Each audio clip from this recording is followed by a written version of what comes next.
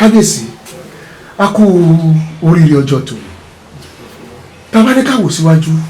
káwò sẹ́yìn ó láwọn nǹkan tó ti ṣẹlẹ̀ sí ká tó di pé ọlọ́run gbé yín lórí àpèrè àwọn bàbá yín báyìí ṣùgbọ́n kábíyèsí ẹ jẹ́ ká ti kọ́kọ́ béèrè ẹjọ́ kí ni orúkọ yín gan-an. orúkọ mi ni Olúfẹ́mi Adéníran ọmọ Ajíbẹ́wà. ọmọ Ajíbẹ́wà Adéníran orúkọ làá pẹ́ fún aládé o tí n bá ti ń pè ní orúkọ ẹ má fi ṣèbínú sí mi. kábíyèsí ní ṣókí bóòlù ìrìn àjò yìí ṣe jẹ́. ìrìn àjò yìí ti bẹ̀rẹ̀ látọjọ́ tó ti pẹ́ actually ó bẹ̀rẹ̀ láti 1969 nígbà yẹn ni bàbá tó bí mi lọ́mọ tí ó yẹ kó dórí oyè yẹn tí òṣìṣẹ́ ń gbà yẹn tó yẹ pé ajá tí wọ́n wà lórí ọ̀rọ̀ ọlọ́ba yìí náà lórí ẹ̀ títí ọdún karùn-ún àbọ̀ again tí ọba tó jẹ gbẹ̀yìn tó wàjà tó àtúnwá rí pé gbogbo ìwé dẹ̀ ti ṣó wípé àwa Ajíbẹ́wà ló kàn so a dúpẹ́ lọ́wọ́ Ọlọ́run dẹ̀ gbà fún wa bẹ́ẹ̀. kábíyèsí nínú wúrúwúrú dà ń gbọ́ ni wípé wọ́n ní kò tiẹ̀ tọ́ sí ìdílé yín rárá ṣé lóòótọ́ ni. ẹyẹ ṣe mọ̀ kò sí ìlú tí wọ́n ti ń jọba tí ò ní sírú ẹ̀ kò yẹ kó irú ẹ̀yin onírúurú ìròyìn báyìí mi dẹ̀ kò yẹ kó strange sí yìn gbogbo dàpọ̀ jẹ́ ìdílé kan ni wọ́n ti ń jọba ní ìlú ìkùnsínú sì máa wà kò sí ní kírú ẹ̀ má ṣẹlẹ̀ àti gbọ́rú ẹ̀ dáadáa mi tí ìrí ìlú kan tí wọ́n kàn jọba yìí free ẹ má bínú Yorùbá yẹn so kò possible wọ́n á sọ kò sí anílé sí ààfin ìjọba àwọn tó ń sọ̀rọ̀ yìí o tó bá máa àdírẹ́sì wa o ààfin compound àwọn wo ló ń gbà fi then Ajíbẹ́wà ti jẹ ànọsìn méjì nílùú Ọ̀rìn ìdílé ọba ló ń jẹ ànọsìn nǹkan tí ìlú tó bá jẹ ti jẹ ìdílé tó bá ti jẹ ànọsìn lára ìdílé ọba àwọn kọ́ ló máa jọba so bẹ̀tí nǹkan tó ṣẹlẹ̀ ní 1969 ó mú gbogbo ọmọ Ajíbẹ́wà sàsẹ́yìn bẹ̀ẹ̀ ní sọ́tẹ̀ báyìí Ọlọ́run gbà fún wa pé ẹ̀yà tó ní jẹ́ kí èyí fò wá ro bẹ́ẹ̀ nípa ti pé kò tọ́ sí wọn that is normal things not new àfẹ́ntí ò bá mọ̀ ọ̀rọ̀ ètò ọba ẹni tó bá ti mọ̀ ọ̀rọ̀ ètò ọba á mọ̀ pé àníkó jẹ́ kódà kó ti jẹ́ ìdílé kan èèyàn á sì gbogbo ń bẹ̀ so not to talk ìdílé mẹ́ta nǹkan tó ṣẹlẹ̀ nìyẹn. Ọlọ́run ti wá mú ìdílé yín wọnú yes ètò lọ́balọ́ba láti sìn. yes Ọlọ́run tó wá fi ògo yìí ó fi bẹ̀rẹ̀ látòrí Adéníran. yes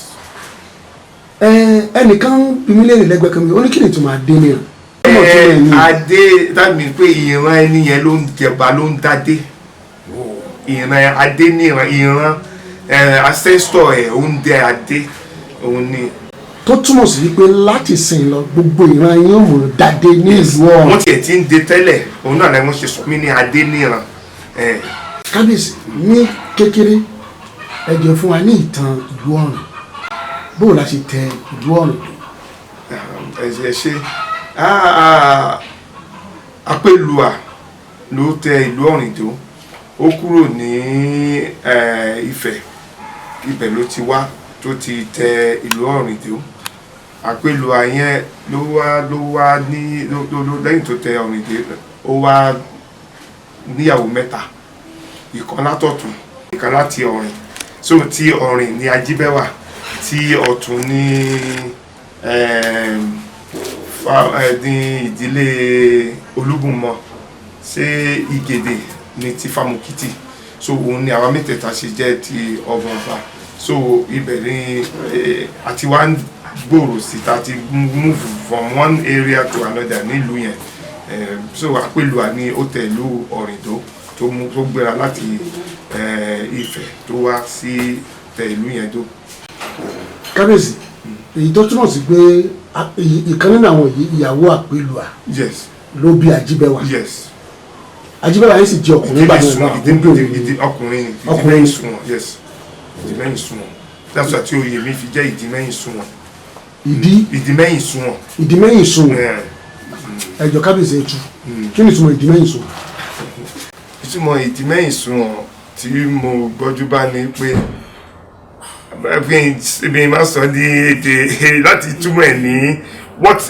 ní Yorùbá ó lè jẹ́ but in short ó show pé the end justify the means. èyí tó túmọ̀ sí pé ìdí tá a bá ti fẹ́ ṣe nǹkan kan o ìdí ẹ̀ òun ló máa jẹ́ kí ẹ̀yìn ẹ̀ kó dára ẹ̀yìn ẹ̀ ò lè dára tí ò bá ní ìdí tó dára ẹ̀yìn ìyá yìí wá dára lónìí ni ọ̀kan nínú àwọn ọmọ torí tá a bá ní ká máa kọ ọmọ tẹ́yìn jẹ́ nìsín kábíyèsí ẹ̀wọ̀n bínú ẹ fẹ́ tó bẹ́ẹ̀ lò báyìí ẹ fẹ́ tó ọmọ bíi ọ̀nà ogún sí ọgbọ̀n yóò tó bẹ́ẹ̀ ṣùgbọ́n ìdí náà ti wá mú o ti mẹ́yìn sùn báyìí kábíyèsí nínú àwọn kan tá a tún gbọ́ tó fẹ́ jẹ́ awéwí tí a fẹ́ kẹ́ bá wa yànnà náà ni pé ṣé kò sí ẹjọ́ kankan mọ́ báyìí nílé ẹjọ́ mọ́ báyìí. nígbà tí àwọn kan dìde pé àwọn máa lọ ilé ẹjọ́ pé bẹ̀tìgbà tí òye tí a rí ni pé táìmù tó yẹ kán ti gbé ọ̀rọ̀ lọ ilé ẹjọ́ ó ti kọjá torí gbogbo nǹkan ló ní time frame so it's more or less a dead case bẹ̀tẹ̀ jẹ́ kó gbìyànjú tara wọn bẹ̀tẹ̀ kó gbogbo kó wọ́n kàn gbìyànjú nítorí gbogbo ìwé tó wà ńlẹ̀ ó pọ̀ tó yẹ pé kò sọ́gbọ́n gẹ̀sẹ́ẹ̀tì ti wà ńlẹ̀ tó jẹ́ pé àwọn bàbá ńlá àwọn tó jù wá lọ tí wọ́n ti ṣe sílẹ̀ tó ti ṣúrò wípé ajíbẹ́wà ló kàn yàtọ̀ sí gazette there is court judgement tó ti confam ẹ̀ tí ò sí bí àṣà yá ọ̀rọ̀ deputy governor so ó ní kò sí ẹ̀dá àti Fáyọ̀ṣe kò sí ẹ̀dá àlàyé kan tó lè yí padà nǹkan tó wà ńlẹ̀ wípé gómìnà gan ò lè yí padà because ìwé ti wà òfin dẹ̀ ó gbé nídìí. tó kábíyèsí ẹ jẹ́ ká wá béèrè ìbéèrè ilé kí ni èròǹgbà yín gan fún Ọ̀run Èkìtì.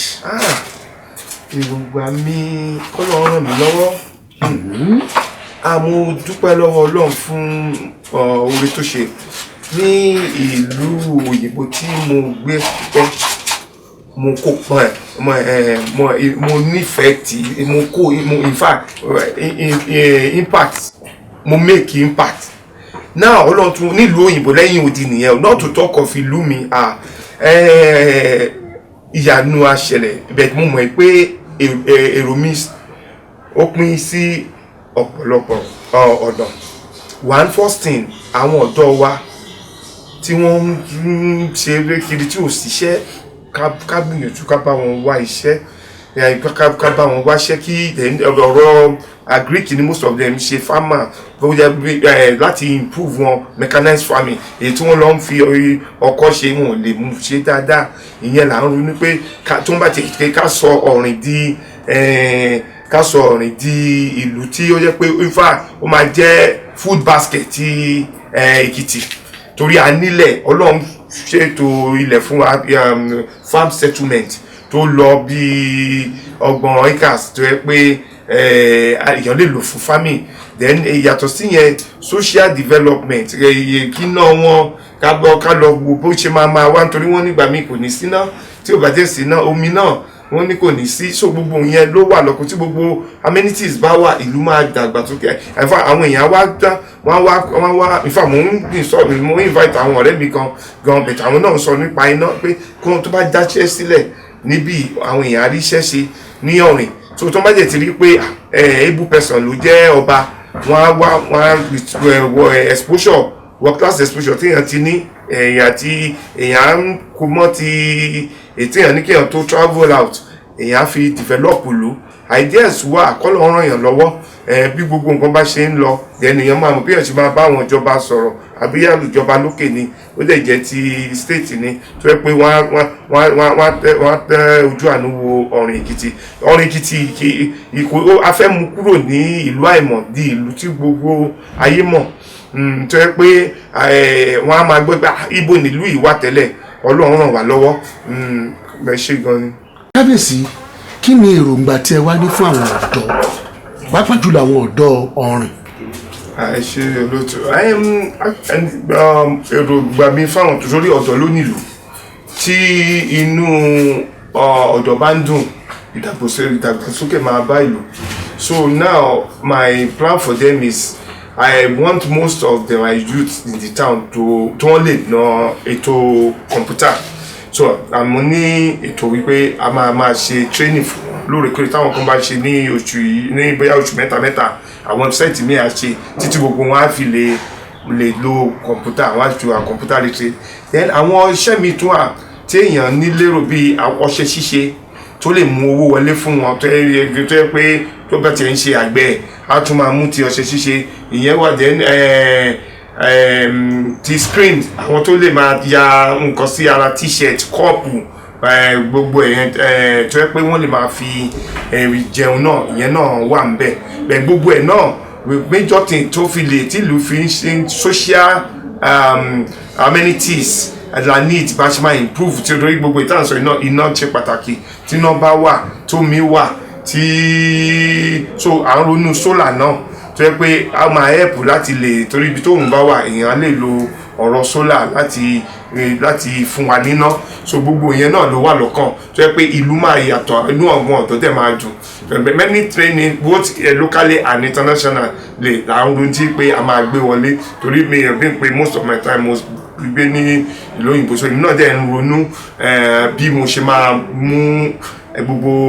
knowledge téèyàn ti gádà bẹ́ẹ̀ téèyàn á wá lò ní ìlú wa fún ìdàgbàsókè torí gbogbo alámọ̀ pé a lè fi kúrò ohun bí ìlú òyìnbó ṣe rí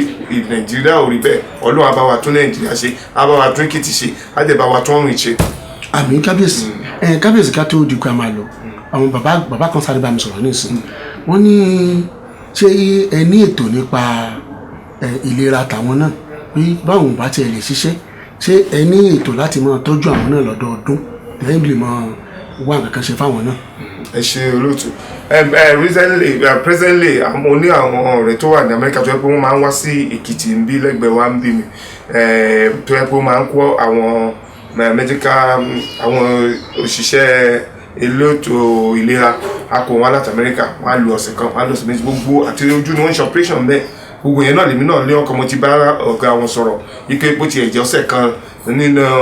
gbogbo ọ̀sẹ̀ mẹ́ta tí wọ́n á lò kí wọ́n máa lò ní ọ̀rìn bó dẹ̀ jọjọ́ méjì ni àti máa páìlì gbogbo àti máa gborúkọ wọn gbogbo training yẹn àzọrí àlè fi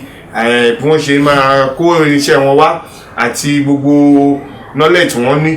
àlè tún fi wéètì bí so wọ́n á lè lò fún àwọn ọmọ ìlú tó yẹ pé táìmù yẹn